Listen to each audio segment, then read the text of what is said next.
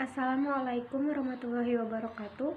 Saya Lutfia Albinus Sabrina dari kelompok 2 akan mempresentasikan tentang teori-teori perkembangan bahasa.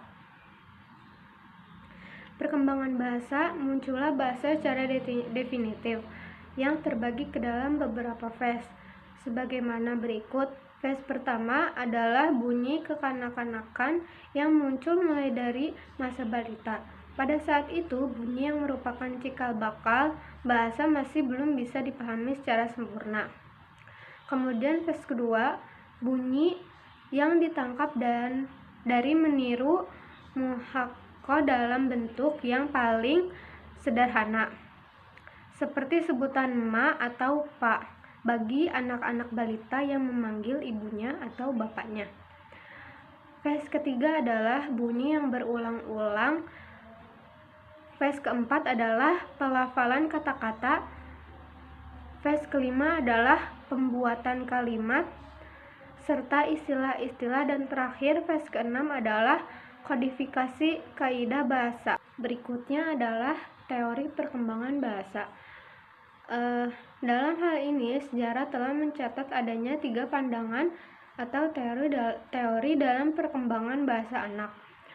2 pandangan yang kontroversial dikemukakan oleh para pakar dari Amerika, yaitu pandangan nativisme yang berpendapat bahwa penguasaan bahasa pada anak-anak bersifat alamiah, dan pandangan behaviorisme yang berpendapat bahwa penguasaan bahasa pada kanak-kanak bersifat suapan.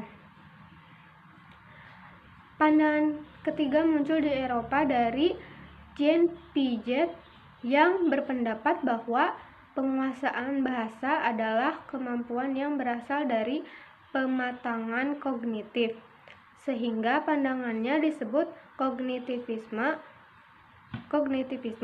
Berikut ini akan dijelaskan secara singkat ketiga pandangan tersebut. Yang pertama adalah teori narativisme. Narativisme berpendapat bahwa selama proses pemerolehan bahasa pertama, anak-anak sedikit demi sedikit membuka kemampuan lingkungannya yang secara genetis telah diprogramkan.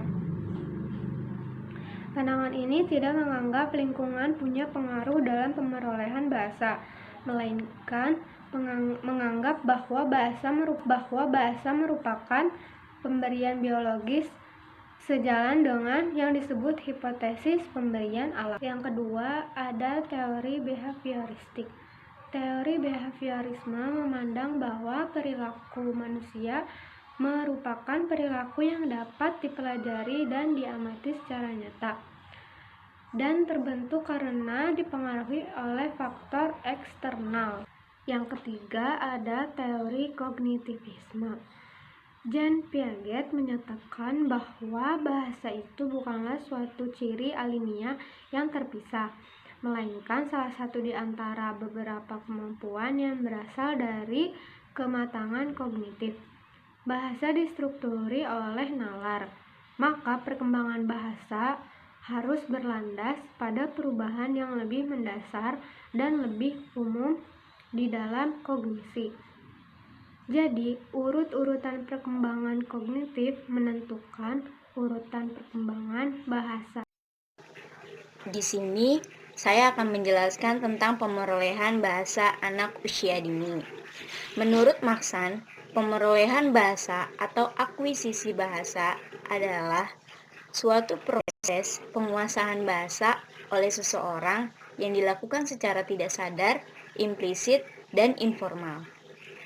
Lalu, menurut Manurung, ciri-ciri pemerolehan bahasa yaitu berkesinambungan, merupakan suatu rangkaian kesatuan, dan dimulai dari satu ujaran kata yang sederhana hingga mencapai gabungan kata dan kalimat yang lebih rumit. Perkembangan pemerolehan bahasa dibagi menjadi 3 bagian, yaitu yang pertama, perkembangan masa prasekolah, yang kedua, perkembangan ujaran kombinatori, dan yang ketiga, perkembangan masa sekolah. Ke tahap-tahap pemerolehan bahasa. anak usia dini. Tahap yang pertama itu tahap pemerolehan bahasa pertama, yaitu tahap pemerolehan bahasa pertama yaitu dari bahasa ibunya sendiri. Jadi maksudnya itu tahap pemerolehan bahasa pertama yaitu didapatkan oleh seorang anak dari ibunya dulu. Terus yang kedua ada tahap pemerolehan semantik.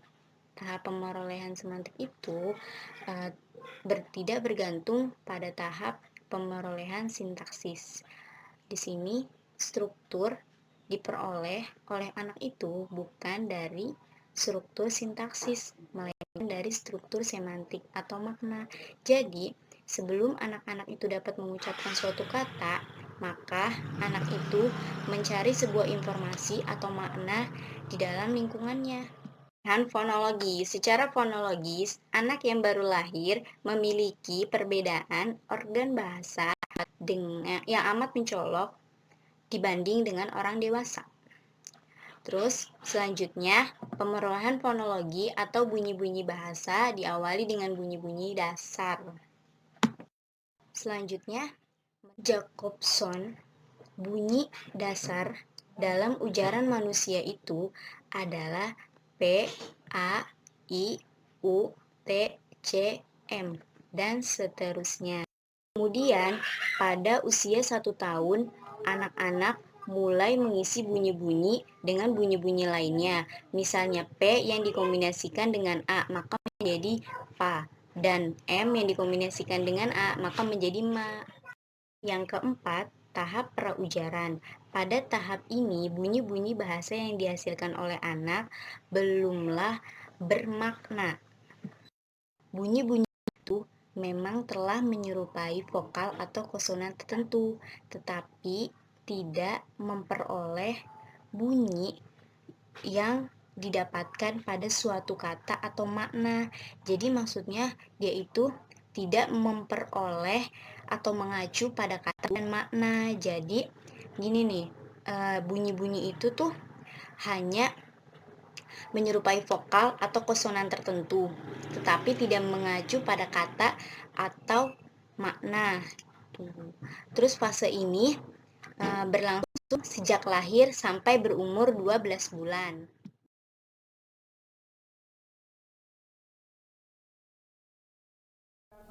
Selanjutnya yang kelima. Yang kelima ini ada tahap satu kata.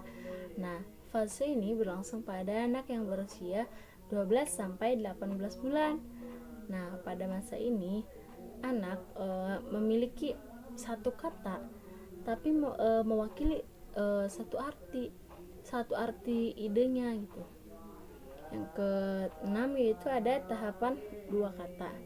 Nah, tahap dua kata ini fase ini berlangsung pada anak yang berusia 18 sampai 24 bulan.